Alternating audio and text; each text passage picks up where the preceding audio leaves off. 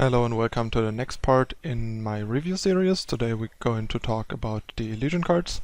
So let's get started. First we have Call the Ancients. The card might seem really sweet to some people because the dream of drawing into 2 power 6/6 endurance Aegis units seems really appealing. But don't be fooled, this card is really bad, especially in constructed with 75 card decks. Getting 4 cards into at that point probably 65 card deck, or maybe even more if you cast this on turn 1, makes this a really bad deal. The chances to draw them are really low. You're basically throwing away a card just to increase the power of your following draw steps slightly, potentially. Like, it's not, they don't even have destiny, so it's not like you get them for free. You basically replace a regular draw step with a Titan, so to speak. So you're basically only upgrading a potential draw for a turn into it from a random card of your deck into a Titan, which is not good.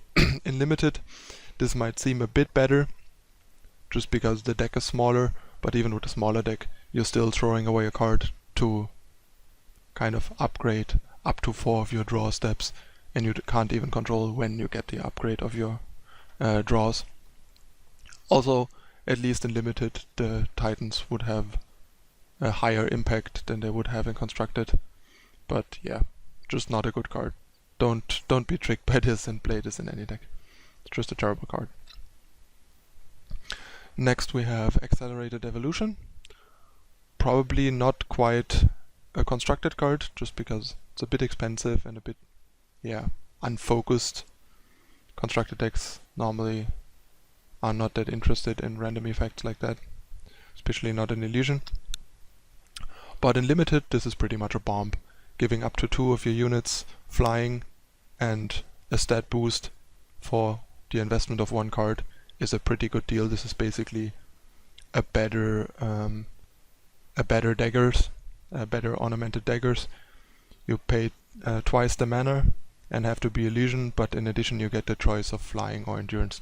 So you can either give 1 unit +2/+2 flying and endurance, or 2 units +1/+1, and your choice of either, which is really great, especially given how important evasion, how good evasion is in limited. Just a premium pick in limited. Next we have Stormlings. Stormlings is just your average good multi-faction 2-drop. 2/3 means that he can usually block almost all 1-drops and most 2-drops without dying and killing, and at the same time killing most of them, which makes him a really nice surprise with his ambush. A lot of the time you can basically either force the opponent to not attack if you have 2 power open during their turn early on, or attack and risk getting blown out and basically lose a creature for free to the Lynx, and you are left with the Lynx basically turning it into a soft 2-for-1. Granted that you can get some value out of the 2/3 body later after eating the opposing unit. And yeah, in limited this is even better than in constructed, but even in constructed it is pretty good. Like Shimmer Pack, for example, runs 4 of these. It's just a good anti-aggro unit basically. And still fine against control decks, because thanks to its ambush you can play it at the end of the opponent's turn to get at least 2 damage in. Play it after they harsh ruled away your team, for example, to maintain a board position, stuff like that. Next we have Twinning. This is a bit of a situational card, but has really nice synergy with good echo units, because you can cast this, trigger the echo unit, again get some extra card advantage, and also increase the usually a bit below the curve stats of the echo unit to make the echo copies even more impactful. Pretty nice card in limited if you have a bunch of echo cards. In constructed it is a bit situational. It used to be a staple in the Crown Roaches deck, but since that doesn't exist anymore, there is currently not really a good use for this card. Next we have Maroon Camel. Just a really good defensive creature basically to keep you alive and slow down the early game. In Constructed, this is a main deck or sideboard card to help with your aggro matchups. Also keep in mind that even 2-draw effects in this game are draw effects, like cards that draw you sigils or find you a card in your deck are all draws, so on average this should get you 1.5 to 2 life a turn between your draw step and whatever drawing stuff you play. If you're a defensive deck, you're probably gonna play a lot of things that draw cards, like Wisdom of the Elders and stuff like that.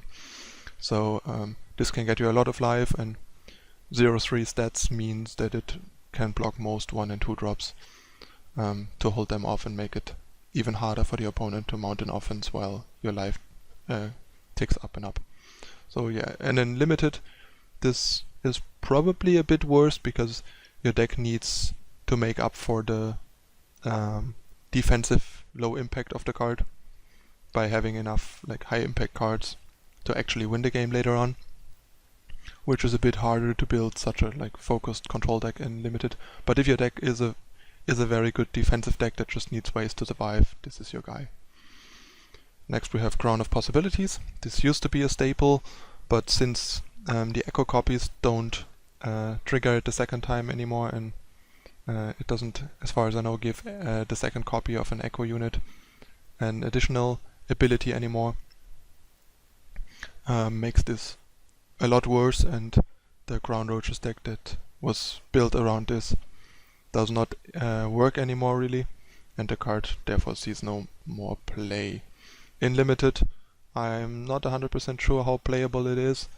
My intuition, just from like a Magic player's perspective, would be that spending your entire third turn playing something that has no impact on the board seems pretty bad and not advisable, and you have to play it early in order to get the maximum value out of it.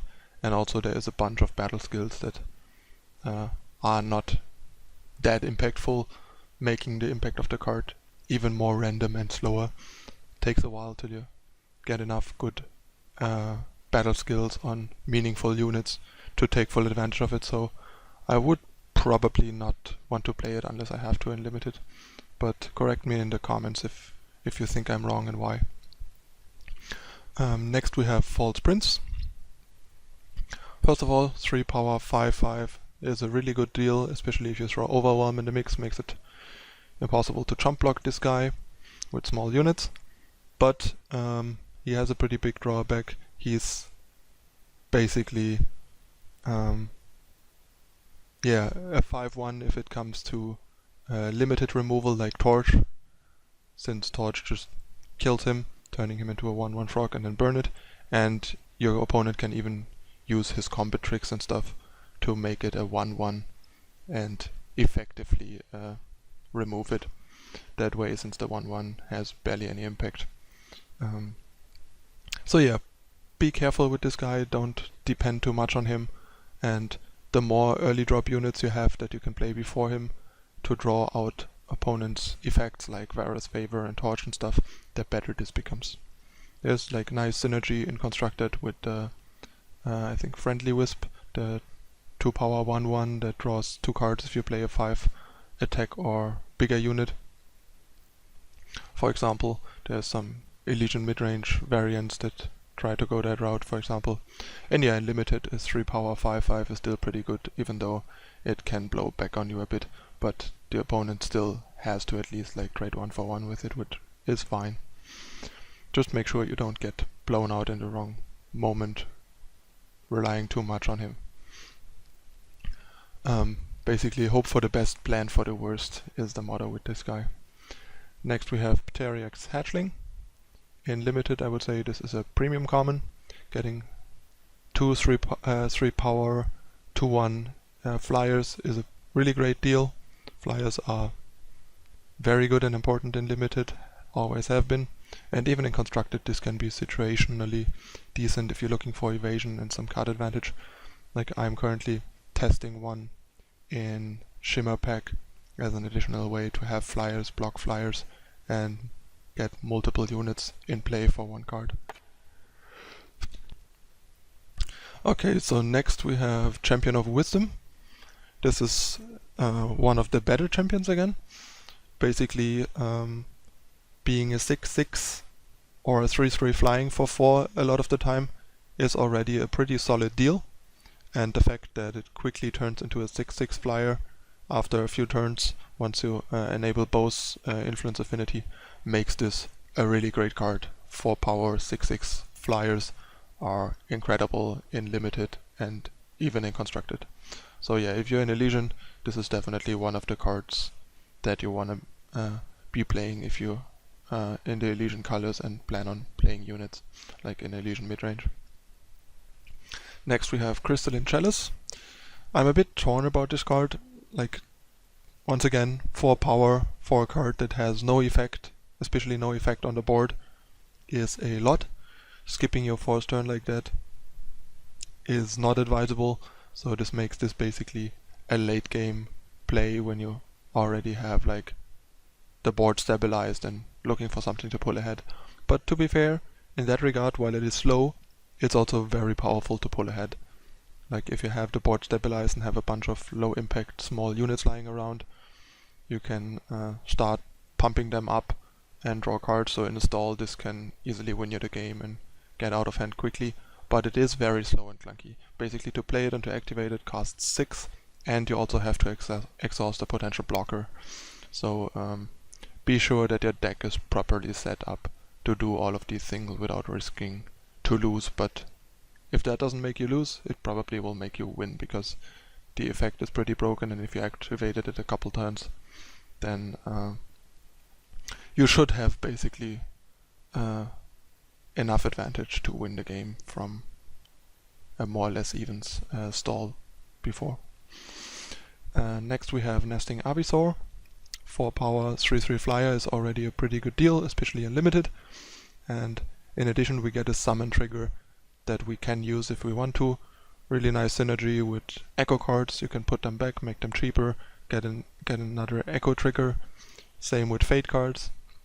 And you can even consider putting back like a high casting cost bomb that is so good that basically effectively losing a hand card for getting it into play earlier is worth it. Then just put your premium bomb on top of your deck, play your 7-drop on turn 5, for example. Who cares if you down a card for doing that, if that 7-drop on turn 5 will simply win the game. So pretty flexible ability that is also not mandatory, so you can just skip it if you just want a 4 power 3/3 flyer. And due to its ability, it also has interesting applications in constructed to try and abuse it, since a 4 power 3/3 flyer alone would not be very appealing for constructed. Next we have Beso the Great Glutton. Basically just a bomb. Incredibly undercosted 5-drop in constructed 6/6 overwhelm for 5 is way above the curve, and the fact that the opponent basically can't attack into this into an untapped Beso with non-evaders is really nice, and also the fact that they need to throw 3 units in front of Beso and basically trade 3 for 1 if they want to trade with him in combat. And yeah, in limited, this is even more broken. This guy should easily dominate the board and play a big part in you winning the game if you cast him. Next we have Explorer Emeritus. The card is decent. 5 power for 0/1 is very fragile, but the fact that it exhausts right away to replace itself makes sure that you at least basically get ahead by 1 card if the opponent uses a card to kill this. So it's a 2 for 1. And if it ever lives, it can get out of hand quickly in a similar fashion as Chalice does.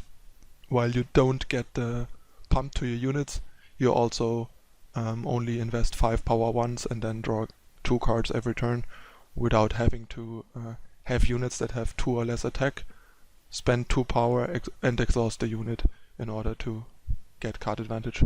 So if your deck is a slow mid-range or control deck that is good at playing defense and stabilizing the board, this is a potential way to pull ahead and seal the deal. In Constructed, this is probably too slow, clunky, and especially way too vulnerable to rely on it, and there's better ways to get card advantage than a 0-1 for 5. Next we have Hunting Pteriacs. I would say in Constructed this is probably not really playable because 3 health is very vulnerable. Just imagine playing this for 5 power and your opponent torches it for 1 mana.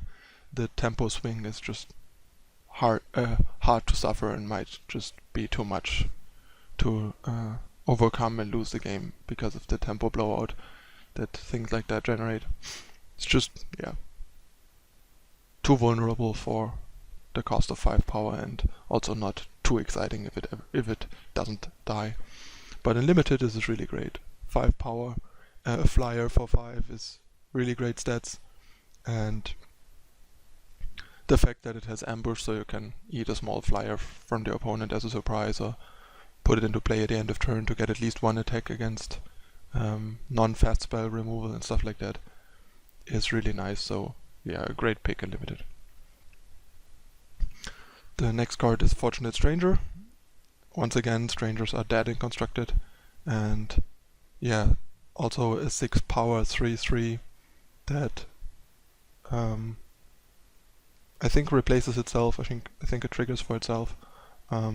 Is still not particularly exciting. The fact that your opponent might get to cycle his factionless 2 power strangers that he that would otherwise be pretty bad top decks is also not appealing.